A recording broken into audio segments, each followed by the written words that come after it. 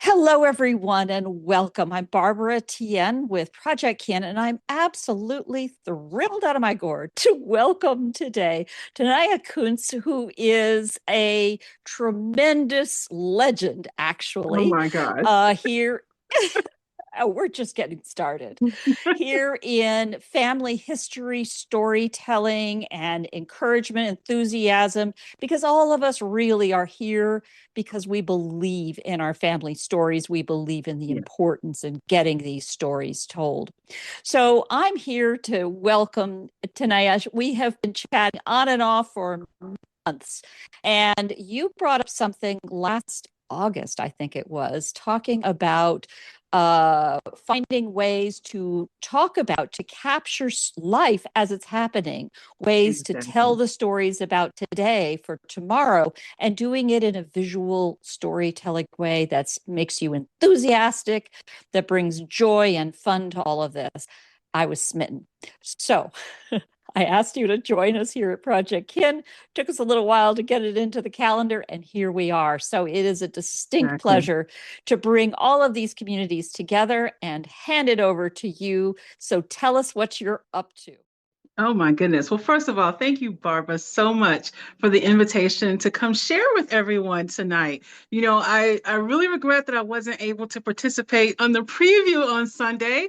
Oh my goodness. But talk about life stories. I was undergoing a real life story on Sunday as I not only moved apartments, but then my husband got sick. So there was a lot going on on Sunday.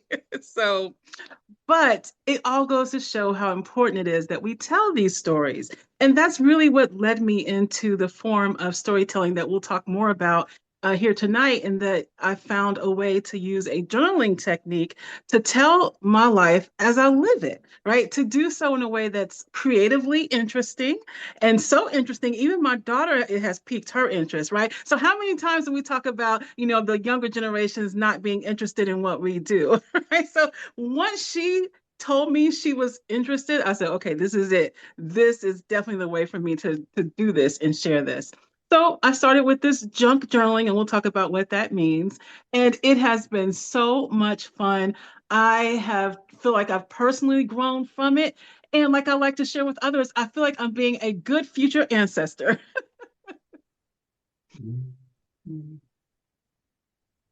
Okay, I think the view just changed. Did Let's it? see. Okay, it did. So I don't see you anymore, Barbara. But can you still That see me? is just your, I still see you. That just may be Okay. your Zoom. And Okay. just hold that little bad boy still, and you be you. We're Okay. enjoying it. All right. So I guess I could start by telling, how a little bit more about how I got into it and what appealed to me, if that works for the conversation. So I started doing junk journaling in August. It was late August. And it started before that because I have been on a journey in the past couple of years to try to find ways to tell stories in a more consistent format. I don't consider myself a storyteller, but I know how important it is that we have stories to talk about what we're learning in our family history journeys, to talk about our own lives, because stories are what make the facts that we're constantly digging up, researching, finding, collecting. It's those stories that really make it interesting, right? So I've been wanting to practice my storytelling more. At the same time, I've also wanted to do more journaling.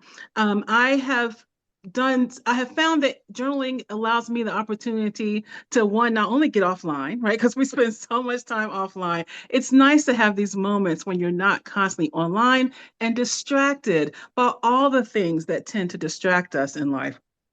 So I wanted to do more journaling. So I was, as people do online, looking at different videos and things, and came across this concept of junk journaling.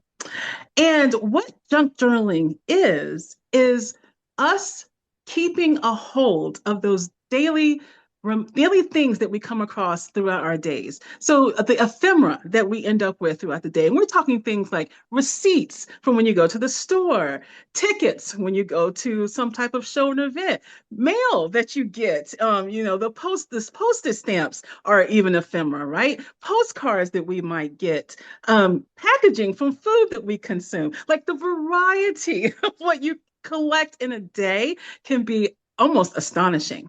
And you may think these are not things that you would hold on to, but what I think is impactful about it is that it reflects your experiences. It reflects your life. It reflects the decisions you make as you go about your days. For example, my husband just bought me some peanut butter yesterday, and I had to say, oh, but that's not the peanut butter I get. I get the no sugar added peanut butter, and I get that for a very specific reason, right? So if I'm going to be a good future ancestor, I think it's important that whoever is, learning about my life knows that it's no sugar added peanut butter that I get because, and I'm very open about this, I do have diabetes, right? So it's just, those reflect my personal life experiences, and those type of things matter. So I said, okay, how do I get started doing this? What does it take? Well, first step is collecting it, right? Instead of throwing it away, it's not junk. It's not junk you throw away. It's junk you keep. Then you get a journal of some type, right? And I started with a composition notebook. Composition notebooks are cheap. You can get them for $1, maybe $2. They come with lots of pages, anywhere from 80 to 200 pages, and a glue stick, and you are off and running. So you start with you start with the junk that you're collecting, stick it into a journal, and then you take time, if you want to write a few words about what it is that you're putting on this page. What's interesting about junk journaling is that there are no rules. People express themselves many, many different ways. There are no prescriptive ways to do it. There are no rules that say you have to do it one way or another. You are free to choose what you put into your journal. And it's a creative process. And, I really feel like it equates back to playing as children, right? Play is a learning activity. Play engages the mind. Play keeps you lighthearted and spirited. And this is my form of play because I get to play with different colors. I get to play with different types of media. I get to play with doodling and crayons, and if I want to, or markers and pens and colors and scissors, right? I get to cut paper. So it's a form of play that also feeds into my passion for family history, genealogy, and being able to tell the story of my life. So I really appreciate it for all that reason. So when I learned about it, I thought, okay, this is what I'm doing. Let's give it a try. So how did I start? Well, my very first junk journal is over here. And this one, I just grabbed a journal that I had around the house and opened up to page 1, collected some things that day and stuck it down and wrote a few notes about it. And then over time, I got more creative. So my second junk journal, I decided that okay, I'm going to try to do some show and tell. So I may knock my whole shelf over doing this, y'all, but hey, this is what you're going to get. So my second junk journal, I decided to be even more intentional. So the cover of this one is Orange Blossom. And I was inspired to do this because of my daughter. And so in the front of the journal, I wrote a story about why Orange Blossom was the inspiration for this and how my daughter inspired me. So think about that as a future story to be uncovered, right? I am talking about my daughter and specific characteristics about her and this association with the character of Orange Blossom. In my last junk journal for last month, my theme is Elvis Stitch. And again, I do the same thing. I tell an intentional story about why I chose that particular creative expression to be the concept or overarching theme to my journal. And my current journal for February is actually based on how my husband and I met. So, wouldn't you like to know the story of how any one of your ancestors met? Sometimes you know the stories, sometimes you don't. I am telling the story of how my husband and I met in the beginning of this junk journal because it reflected the theme that I chose. So it's a way of expressing the stories from our personal lives just in a way that just makes it fun and creative.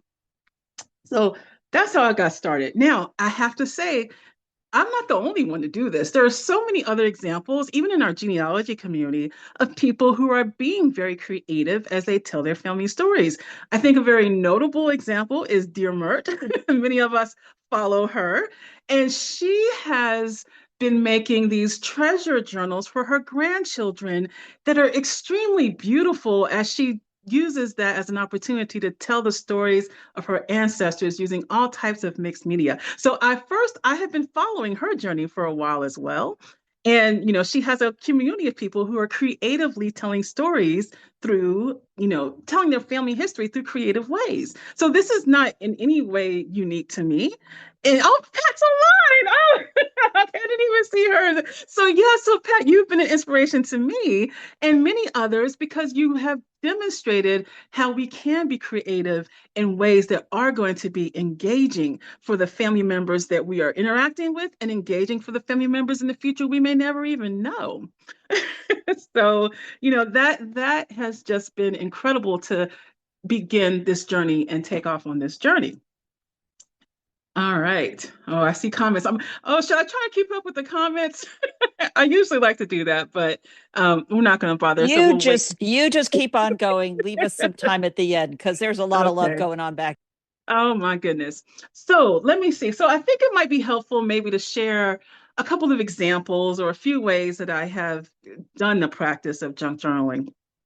So for example, okay, this is really good. One of my first in my first junk journal, I think the day it really resonated with me what I was doing and the impact what I was doing was a spread or a layout that I made for one Saturday.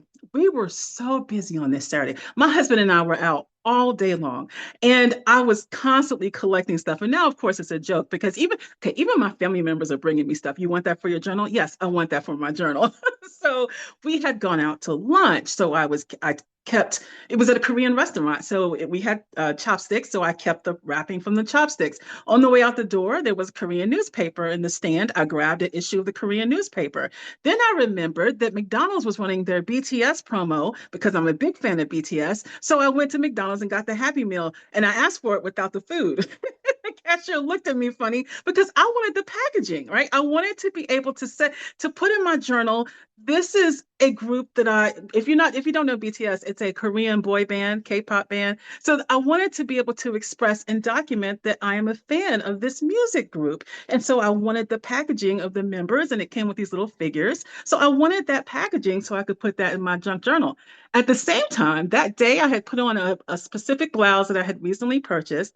And I purchased this blouse because I am on a health journey and I've lost a significant amount of weight. And this was the first time I wore a shirt that was 2 sizes smaller than what I was normally wearing. So I kept the tag from it and put that in my junk journal. So as I reflected on the day and as I was putting together this layout, there were so many pieces of ephemera that just characterized our life and our experience that day. And that was the first spread that I did. It was like maybe 8 or 10 days, 8 or 9 days into my junk journaling journey that I thought, okay, this has impact, this has meaning, this has significance. And then in October, I'll tell you another example of a layout. So in October, so I volunteered with the Afro-American Historical and Genealogical Society. And in October, we had our national conference, and that was in Charleston, South Carolina. So I did go up to South Carolina, drove up there, had an incredible experience meeting everybody. And I documented all of that in my journal. And I used the lanyard from the conference. I used brochures from vendors that we had at the conference. I stopped at Buc-ee's on the way back and grabbed a couple stickers because that was my first time going to Buc-ee's. I got to visit a woman who had been the girlfriend of my grandfather when he passed. He passed when I was 6 months old. Had been with him for about 13 years at the time, and I've never met her well, as an adult. I've never met her in person. I had a beautiful weekend with her after the conference and documented that in my journal. So all of these are, again, characteristics of the life that I'm living, the experiences that we're having. And I get the chance, as I said in that post in August, to tell my story as I live it. And that type of process has been repeating itself over and over again as I find significance and meaning in sharing.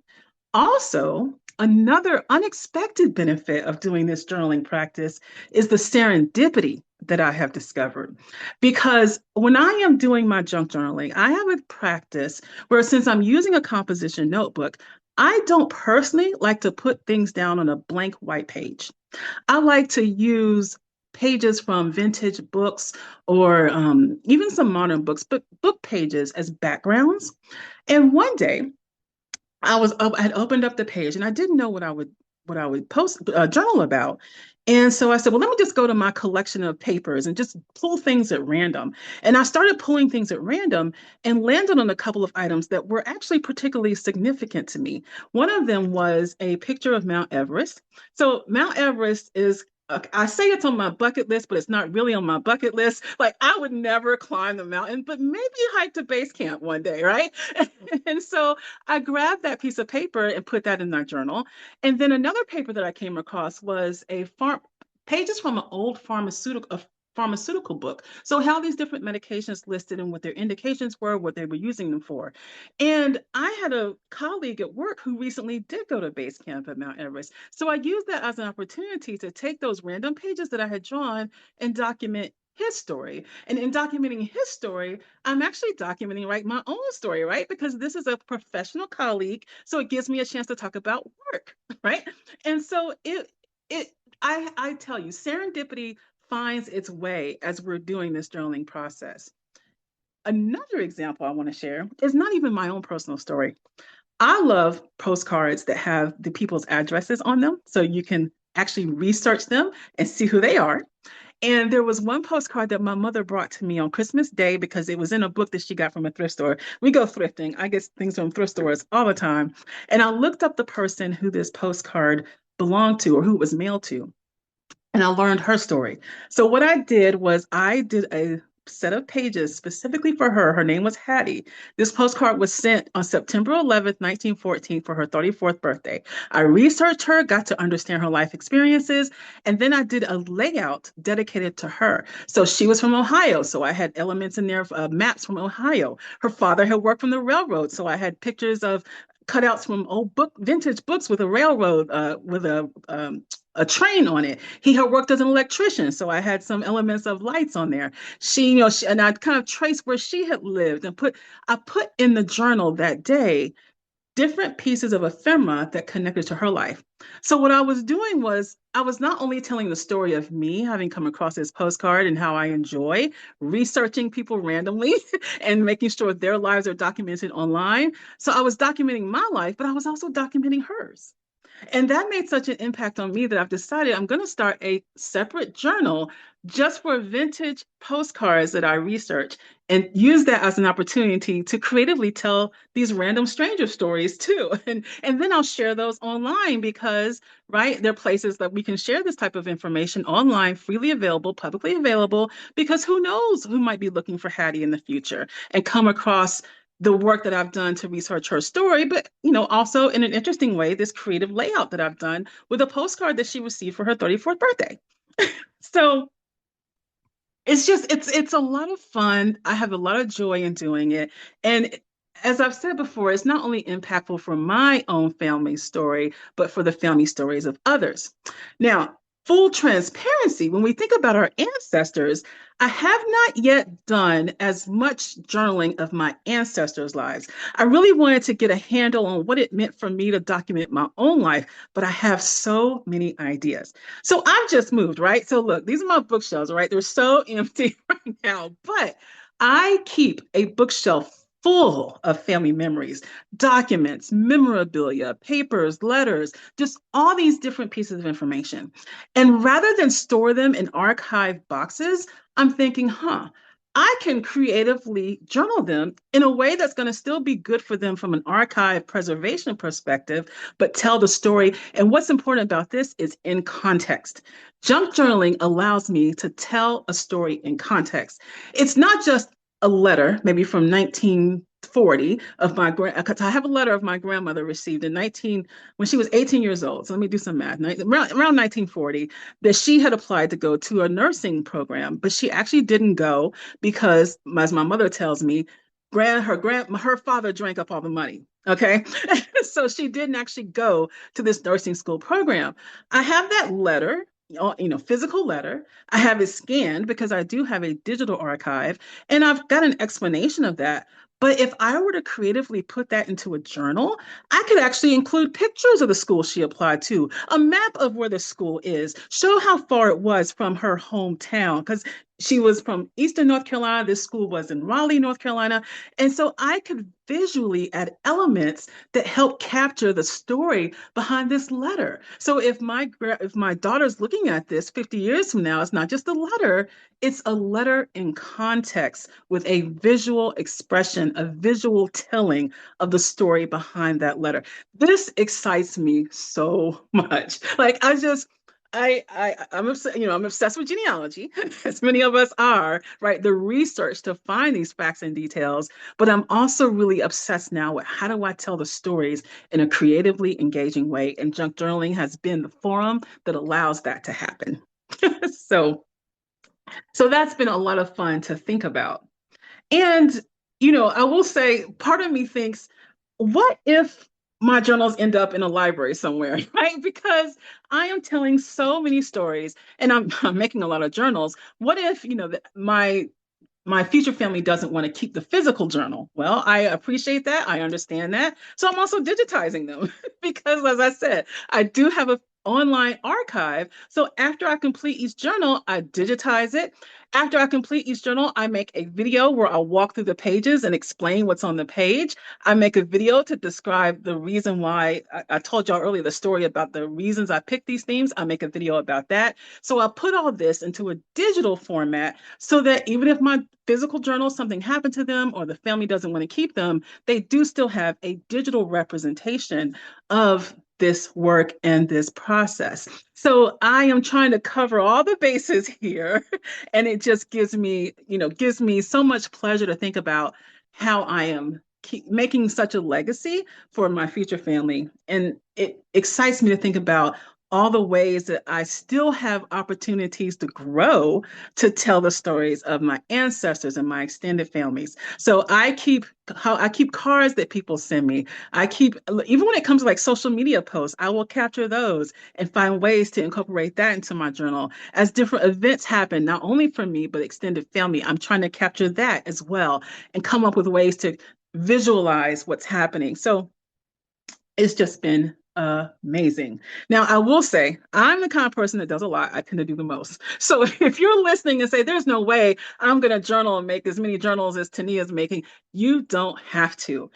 As I said earlier, junk journaling has no rules. There are people who take one journal and it takes them a whole year to fill it up because it's not about quantity. It's about your intention. And every little story you tell is an additional story that didn't exist before. So please don't feel like you have to do this every day. Don't feel like you have to do it all the time. It could be something you do when you feel like it as another way to add to the work that we do as family historians and genealogists. There is no reason to feel like you have to go as far as you see me going and sharing online, because this is your personal journey. It's specific to you and what you enjoy. I personally try to avoid creating new paper. And let's see, I guess the best way I can explain that is I like to use paper that already exists. But there are many others that don't. They will buy papers like scrapbook papers or origami papers to put into their journal. I personally try to rescue books.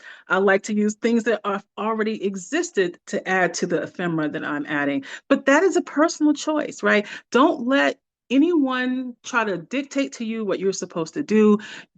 This is your creative expression, and you do this in the way that works best for you. There are people who love stickers. Now, I do use stickers. You could just use stickers and, tell the stories of your family members.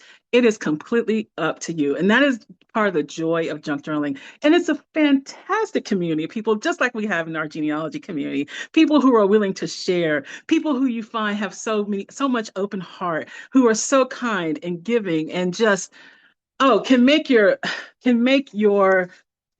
brighten your day. And one of the things that we do is we share what's called Happy Mail. Now I'm gonna show you just a little bit of this envelope. No, can't show too much. Her address is on it. But I received a Happy Mail envelope from another junk journaler. And what's in Happy Mail? Oh, just random pieces of paper, random bits of ephemera.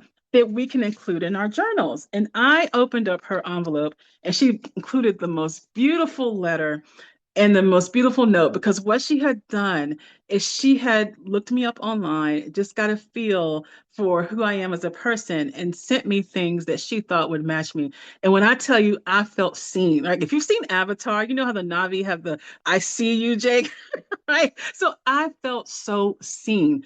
A complete stranger, no one I've ever met before, but she took it upon herself with her intention and her heart and her spirit to send me something that she thought I could use in my journal. And I will use it. If anyone sends me anything, I will use it. I don't care about the content. I don't care about the topic. It may not be something I'm passionate about, but I will use it because it reflects someone who gave their time in spirit of giving for me. And I want to document that expression of random act of kindness that I receive. We have that in genealogy too, right? Random acts of kindness, the ways we help each other. We find that in the junk journaling community as well. So it is just the most enriching hobby, and it's such an enriching hobby that goes so well with me in my genealogy work, in my family history work. And now I'm expanding upon it in several different ways that I won't even have time to go into here. But I really collect what I do in a day. And so let me also say this. People will say, well, what do I collect? Like I don't know what you mean when you say collect the things from your day. So I actually have a little pile here that I wanted to use as an example of things that you could collect in a day. This pile is stuff from maybe 3 days ago. And I just kept it. I keep it. I make a pile as I collect stuff. What's in this pile? Well, we just moved. So you know how when you move to a new place, you get those packs of coupons? These coupons represent local businesses in your community, right? So they may be places my family frequent. That's a representation of my life, of my story. I got brochures in the mail. This is a flyer for a jewelry company. Well, I don't buy jewelry, but you see how big those digits are, the 4,000? I can cut up these numbers and cut up these letters and use them to make words of my own, right? So that's called ransomware letters. You know how ransom letters would be different types of letters and numbers in different formats, colors, and sizes. So I can make ransom letters with content like that and spell out, a word. I we replaced something on our car. And so this is the little product brochure that came with the item that we replaced in our car. That gives me a chance to talk about what type of vehicle we drive, right? It's a minivan, typical family vehicle. But that then makes me think, I could do a little history of the cars that we've had in our family. And again, that is representation of our life as a family. Product packaging from food that we've had, even junk mail, can come in handy. So so the reason I shared this with Barbara, but the reason I couldn't come on Sunday is because my husband got sick. We had this mix up with his medicines. But when we were end up in the ER, well, don't you know? This is the lead from one of his ER, the leads they put on him in the ER. This is going in my journal, okay? Because that gives me the chance to talk about the fact that we ended up at the ER that night. So everything you come across, you could grab paper-based items and stick them in your journal, and they are a way for you to tell your story. So there are so many ways that you can collect stuff to put into your journal that you may not even be thinking about right now. But once you start to see it, you can't stop seeing it, and everything becomes fodder for that journal. Now, I've shared earlier that, my daughter, her interest peaked when she saw what I was doing. She's 21 years old, and she has not had any interest at all in the family history. And I don't do the family history intentionally thinking my family will use it, seek it out. I do the family history work and the genealogy work for my own joy and satisfaction. But how gratifying it is to think that our family members are welcoming that. And so with these particular journals, she's someone who's very much into aesthetics and look and visual identity. And these journals are giving her that. She has started doing a little bit herself of junk journaling and capturing her own personal memories. And I think that is so nice to see. As a 20-year-old 21-year-old, she is thinking about her own life story and trying to start documenting, capturing it. She knows that I am capturing my life story. And she knows that I'm capturing, in some ways, the stories of our ancestors. And these are journals that she would keep, she would use. She's told me, yeah, I'd keep that. I would keep that around. And it's just visually interesting, visually appealing. So you never know what's going to resonate with someone else. There are so many ways to share your family history stories with others. But this is just one more tool that you can add to your chest as you are trying your best to convey to your family members why your family stories matter and why your life matters. And you want to document what you have experienced. So I this summer turned 50. And now I'm thinking, oh my gosh, I need to go back and journal my life from the beginning of time, right? But as my friend tells me, you don't have to do it all at once, right? And that's another thing that I've appreciated about junk journaling. It's stories in small increments. One of the things that I have always felt personally held back by is the thought of writing, my family story, writing my own personal story, because I don't consider myself a writer in that regard, that I could sit down and write a whole book. But you don't have to do it all at once, one story at a time. And over time, it builds up. And so you are, as I mentioned earlier, providing one more thing that didn't exist before. And okay, I don't know if y'all can hear me. I hear my phone. I think I'm getting a call. So I don't even know how to end that. But no, we're not gonna let that bother us. All these is ignore it. So you can do this work one item at a time. And over time, as you witness with my journals, you're building an archive, you're building a collection, and you don't have to be. Well, I was personally kind of frozen thinking I need to do it all in one swoop. And you don't have to do that.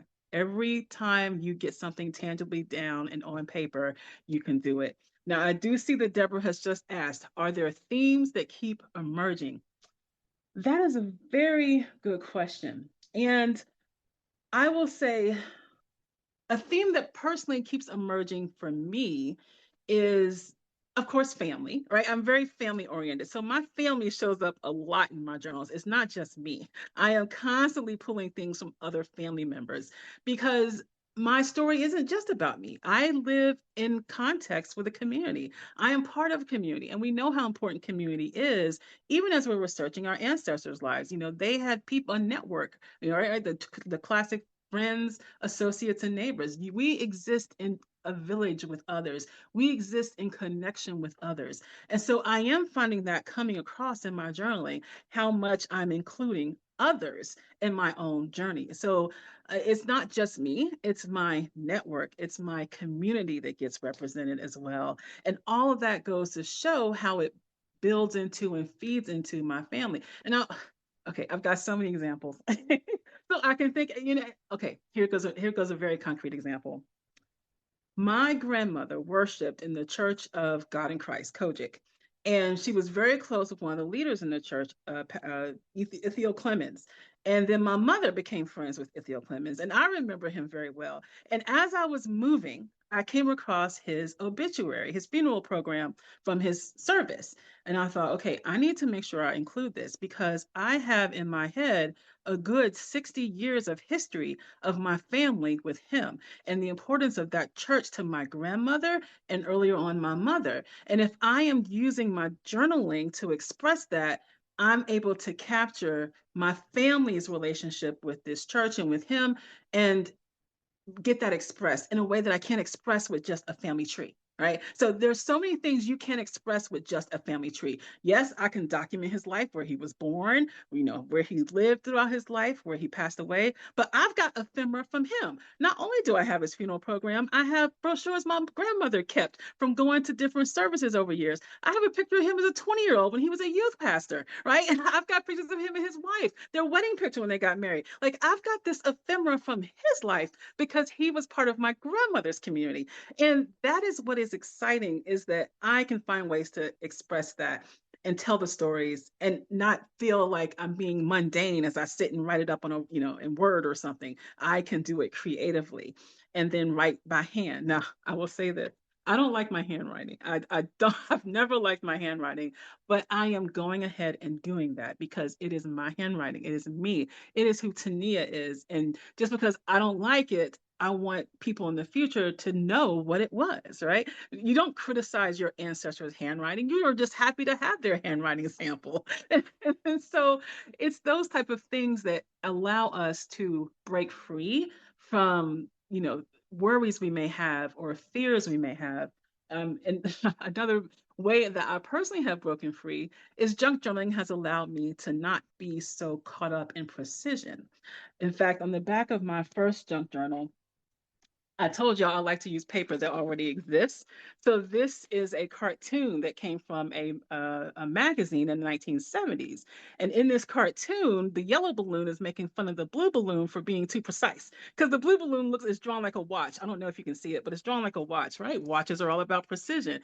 And it's making fun of him. And I thought, how perfect of that for me to use as the concluding page of my junk journal, because that is something that I have found to be the case for me. It is allowing me to not be so caught up in precision, to just let the energy flow, to let the creative expression flow. And so I had to conclude with that. It was just too perfect.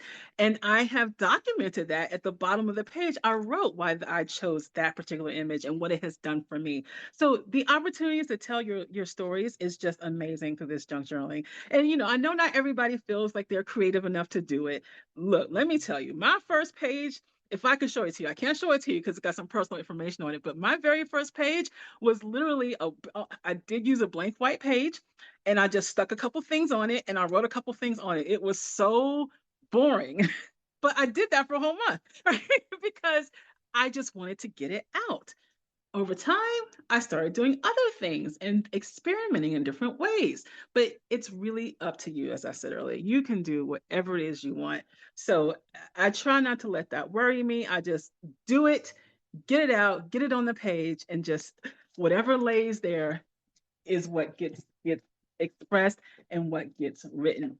So how are we doing on time? I want to be very cognizant and sensitive. We're doing just fine on time, but there is a lot of enthusiasm in the comments that I actually don't feel as though I can do justice to interrupt with. I think what we might do at this point is if you want to wrap up your comments, and then we can Okay. go into let people go ahead and speak. But I'm going to Yeah. make sure that all of you are really brief so that we get a lot of Taneya. Okay, Yeah. go ahead. Yeah. Okay, so yeah, just to wrap it up, I enjoy sharing this with you all so much. And I do share my journey along the way because, it gives inspiration, it gives ideas. My sister has also started doing this, and she tells me she is in my digital album all the time looking for inspiration as she is finding ways to be creatively expressive. And we're two very different people. And actually surprised me that she said she was going to try it, but it's been so much fun to watch her take this on. And I think, wow, imagine if we're both doing this. We're capturing, now we've got siblings, right? Capturing your life. And your siblings can be so completely different from you, have experiences that are so different from you, but together they tell the story of your family.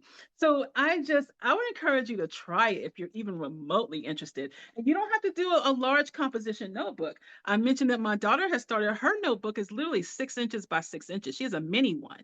And so the time that it takes to fill it up is minimal because you have such a small space to fill up. So you can go anything from a mini journal to a whole 8.5 by 11 size if you want, or somewhere in between.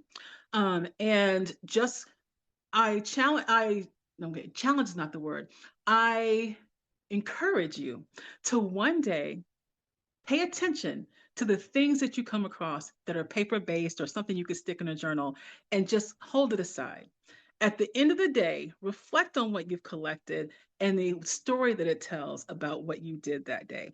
And it doesn't even have to be just paper. When I was in New Orleans, we went to a restaurant and I specifically asked them for something to put into my journal. And one of the things they gave me was a medallion. So it's got the beads, like the Mardi Gras beads. It's a big, thick medallion. That big, thick medallion is in my junk journal. So I encourage you to spend one day, collect the stuff, and reflect on it at the end of the day and see what type of story that conveys to you. And then think about, wow, wouldn't it be interesting if I shared that for someone in my future family to know about? And it doesn't even have to be big ticket items. So it's not like you have to go on vacation. It's not like you have to go on a special trip. you could literally just be running errands in a day and come across things that you collect and put into your journal. So, you don't have to be doing major things. You could just be living your life as it is. And I will close by saying this. Andy Warhol, the artist Andy Warhol, right? His art is very well known, visibly, immediately recognizable, right? He has one of the largest personal ephemera collections in the United States. It is in his museum in Pittsburgh. He used ephemera, or what we would call our junk, as inspiration for his art. So he collected all these things because ephemera tell stories. We know this from genealogy. Ephemera tell stories. So collect your ephemera, tell the story, tell your life story, because that's going to help you be a good ancestor. We don't like to think about being gone, but if we know it's going to happen, so let's be a good one. That's just brilliant, Taneya. I can't thank you enough for bringing these communities together and getting us all fired up, because in my view, what you've done is broken through the digital wall, in the sense that we may have started, and our ancestors all started with all paper and handwriting and postage stamps and so on. And you have encouraged us to don't forget the physical, don't forget the paper. Yes. And the genius to me of ephemera is it's the thing that nobody thought was important. It was transactional for this moment, and it disappears. It's not an artifact of precious value.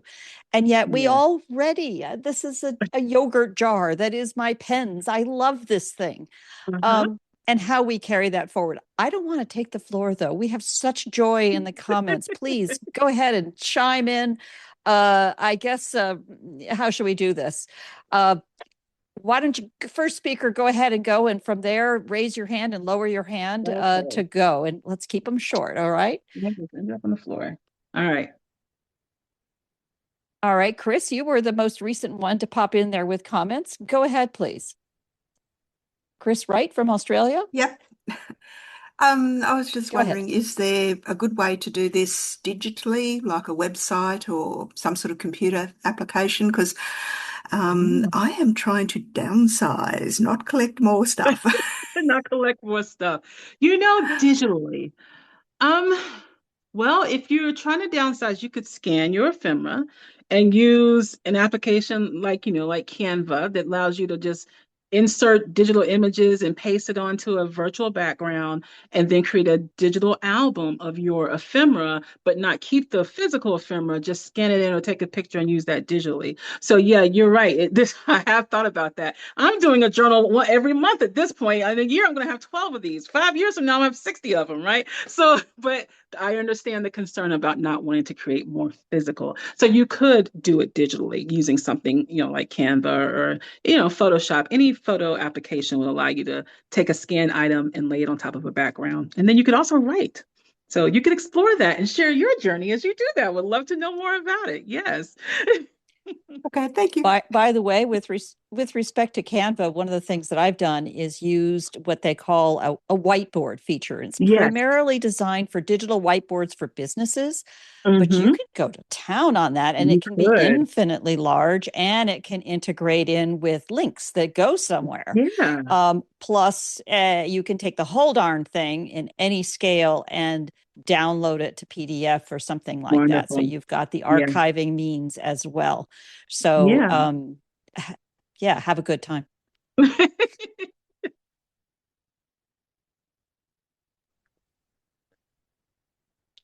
I'm going to pick on you. Darlene, do you want to go next?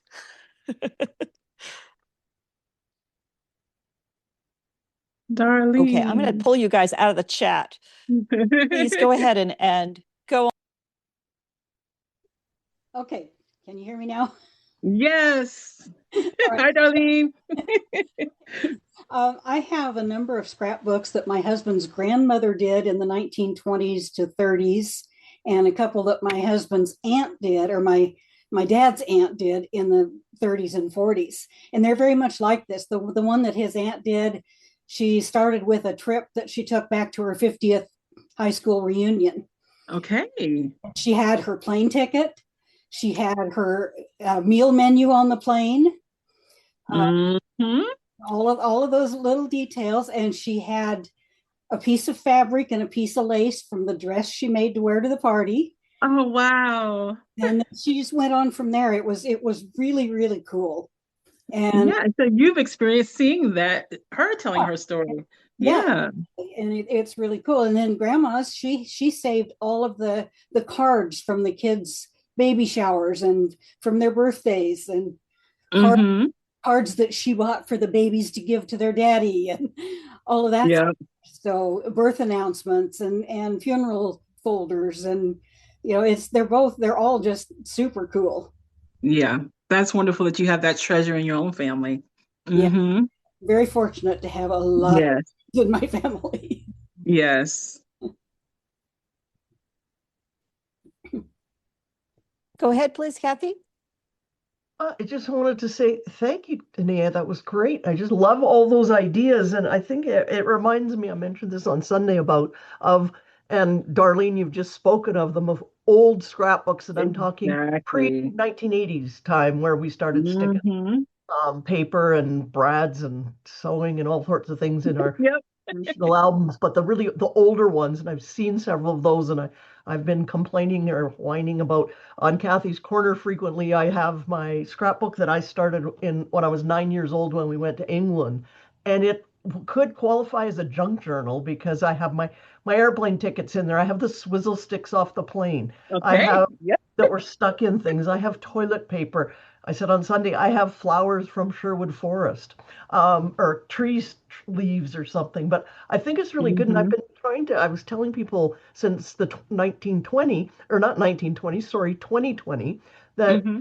we've lived through a time of the time of COVID and the Yeah. pandemic, through a time Yeah. that will be historical in the Yes, future, it will. that will be talked about, like the Spanish flu and all those other things.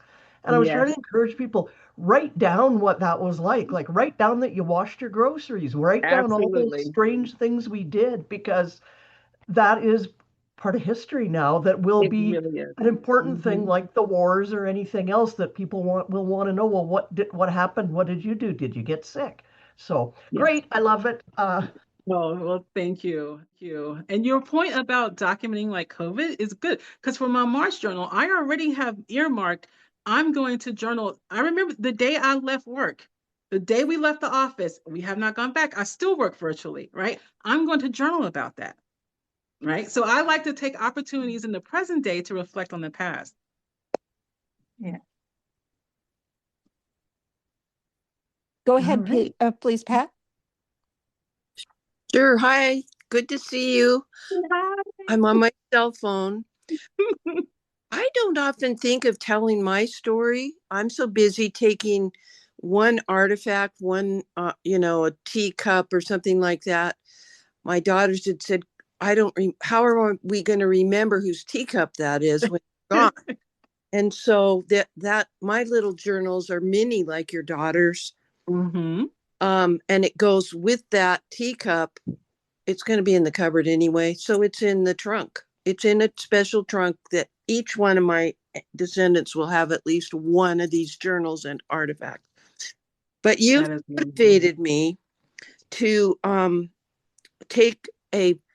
grandfather wrote a love letter, a little love note to my grandmother. And among her things was this love note that was written on the back of a sales receipt.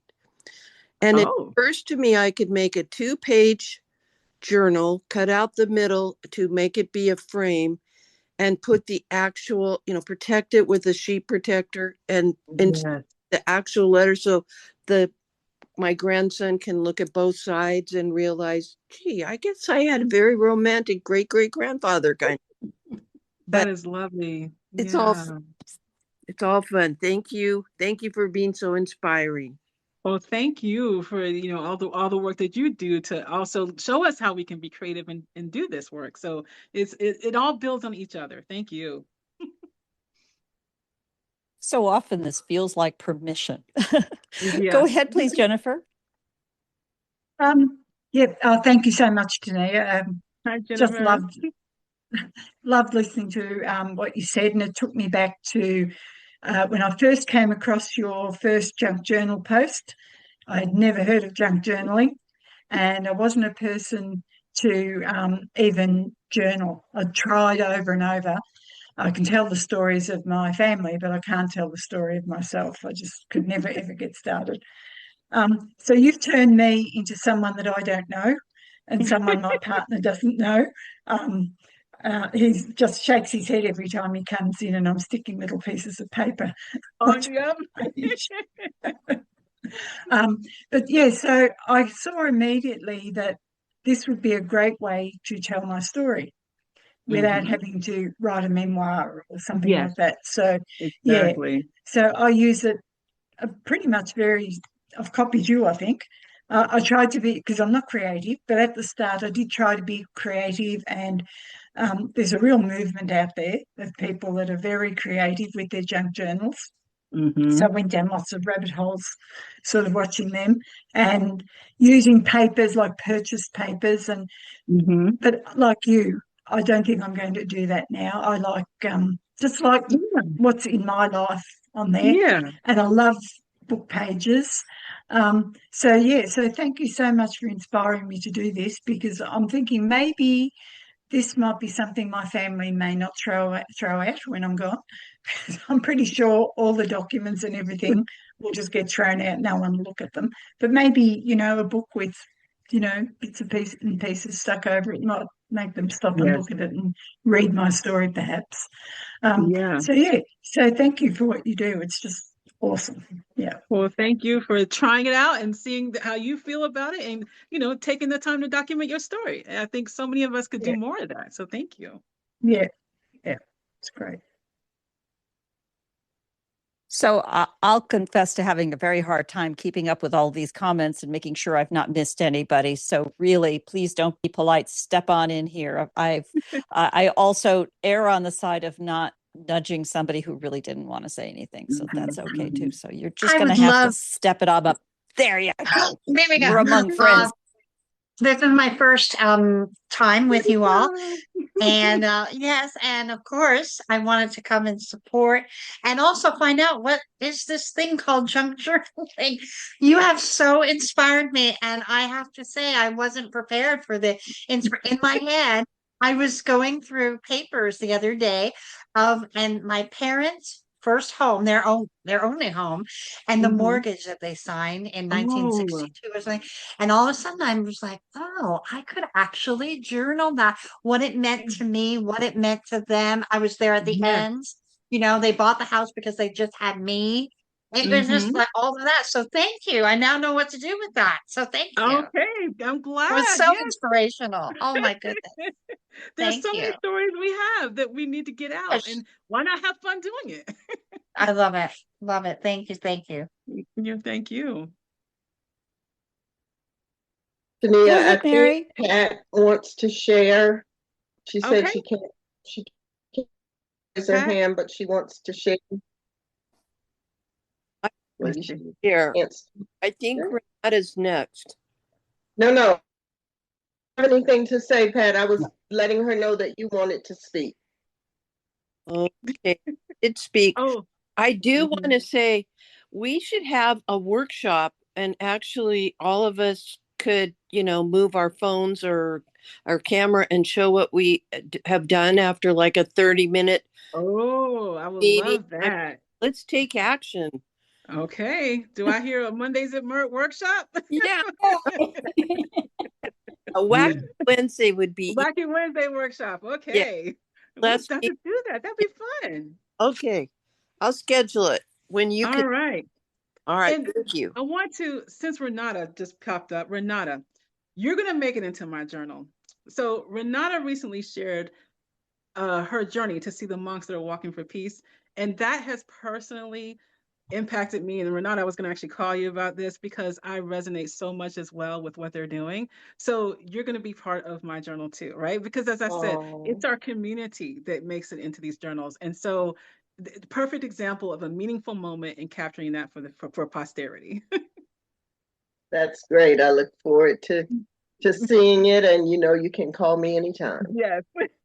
And tonight has been wonderful. Thank you. Thank you for being here. Okay, go ahead, please, Mary. Oh, hey, can you hear me now? Oh, Yes, okay, we can hear good. you, Mary.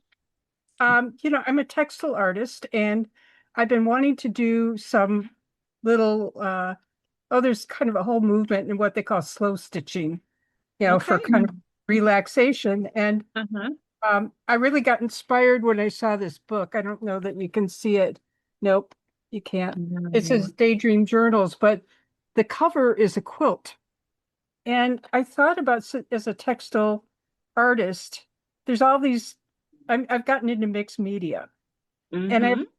like you, I have a lot of ideas, and that can really get in the way sometimes. And Yeah. perfectionism can get in the way Yes, because, it you know, can. when we do genealogy, we're very methodical. So Right. I got this idea I want to share, and this could be interpreted in other materials, but you can, if you want to paint with acrylics, you can get these pads of canvas paper, watercolor Mm-hmm. paper. You can also get muslin, felt, Mm-hmm. old quilts. And so I had shared on Facebook today with Taneya my Yeah. idea because I want to do one called Book of Hugs. And it's basically my maternal line, like these Okay. images. And some of my mother told me that her grandmother taught her to do embroidery. And I have one of the sunbonnet Sue that she had embroidered and so forth. And Oh, I thought I can incorporate that. But what I wanted to mention, and this, like I say, could be interpreted not necessarily as fabrics, but other materials, is to do individual pages. And I love what you're doing with I envision a file folder where every day, you've whatever happened that day you're putting in it. yes. But to arrange these various things that you're doing and then assemble it. Because I can Mm-hmm. tell you, I have a whole shelf of journals that have not been used Mm-hmm. because, oh my God, what if I start here, but oh, I should have done this, and the whole planning thing. Right. And so I came up with this idea that I would do these soft journals that had all the different kinds of materials I've worked with. I'm actually a weaver by background, but Okay. I could have hand woven, I could have uh, felt, embroidery, quilts, but also incorporate uh, pieces from my ancestors because otherwise they end up in boxes. They don't get seen. And I love this Mm-hmm. idea of the journals. And Mm-hmm. the one last idea I Yeah. wanted to share was um, another genealogist, his mother-in-law who passed away was from Belgium. And every year she would go to a different town in Belgium and visit and bring back a piece of lace. Each town had their own design. And so Oh. they inherited all this. He's like, for him, he's not into it. So it's like, oh no, more lace. What do I do Mm-hmm. with it? And I said, well, of course, if you're not dividing it up to your kids, you can put in frames. But then I came up with the idea of a soft journal where Mm-hmm. you would take these pieces of lace and attach it to the page, whether it's a cloth like a felt page or it could be canvas, it could be any material. And then next to it, you could have photos from her Yes. trip. You could have Yes. some comments, some stories, Right. as much as little as you want. And I love your idea about digitizing it Mm-hmm. because I mean you mentioned a whole lot of things very quickly, but I caught on to it because I mean that's how my brain thinks. And of course I just turned 75 last week and I've worn myself out, but be careful. Yes, Creativity exactly. is, So many ideas will get you. But yeah. no, your sentiment is correct. You can document the textiles that have been part of your family, your own experience and your family's experience. Hmm. For Right, sure. right. And one other thing that you can do with fabric is something called sublimation, where Mm, you take the image and it gets imprinted on the fabric. And yeah. I also mentioned that what if you had a map of North Carolina, then you embroidered a migration trail? I mean, Oh, that would be so cool. yeah, Yes. yeah. So That's there's so many things that that's you can do but it's also, like you said, it should feel good when you're doing it. Yeah. And that's something like, oh my gosh, I have to get this done. Mm-hmm. So Right. anyways, thank you for letting me Well, share. thank you for sharing. Yes, thank you. You've inspired me to get going. Perfect. So we have so many levels. This has, started with the digital genealogy research, morphed into storytelling, morphed into artifacts of our own days, and now into pulling those in and out together in any way that feels good to be capturing what you love, what you care about in means to carry that forward. And I'm going to intuit one really important point that you glossed over there, and that is the fine lines between what is public and what is private. Because it sounds to me as though something that's really important all the way through this is how you feel about it, how you feel about what you're saying, how it gets you to communicate how you feel, and then how you feel about who will discover it later. Not necessarily those likes on Instagram or something else, even if they themselves become inspiring, not a bad thing. But I think it's very important to be intentional to these steps of it.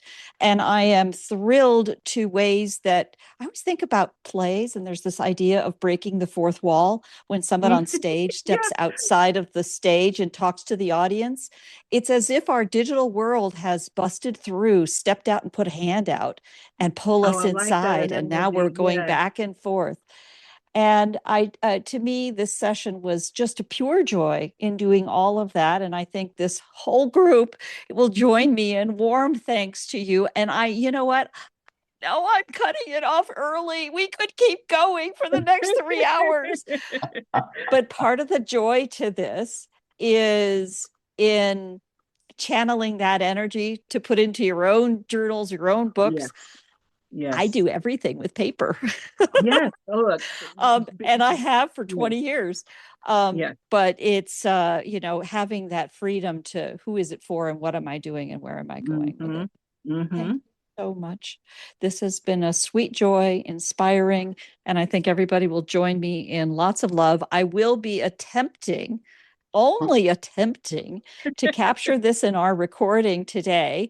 I've got your comments. Keep sending quick. Send me those chat messages with links you want me to include in the notes. I will do that. And all of you, whether you have blah, blah, blah accounts or whatever, it's all free. Come on in and leave comments in the notes to this, because the recording itself becomes its own artifact. And oh my goodness, Jennifer has just burst out with a bundle of joy there. I didn't even know how to do that. How to do that? This is, so much love to what's happening here. And I think it's going to be a watershed moment for many of us as we get inspired too. Thank you, Taneya. Well, I thank everyone for their time and allowing me to share this part of what I'm doing from my own family history as my personal history. And I am excited to see what you all come up with. Even as you experiment, as you try, definitely share it, because you will inspire others. Believe that. Thank you. Okay, thank you, everyone. Again, I will be following many new names to me, and I will be following up from the registration list to attempt to get you all copies of this link, and thoroughly encourage you to drop your comments in the messages, and tips and tricks and pointers, all very welcome. We've just become a community here. We bonded. It happened. Yes. All right. Thank you so much. Good night. Thank you.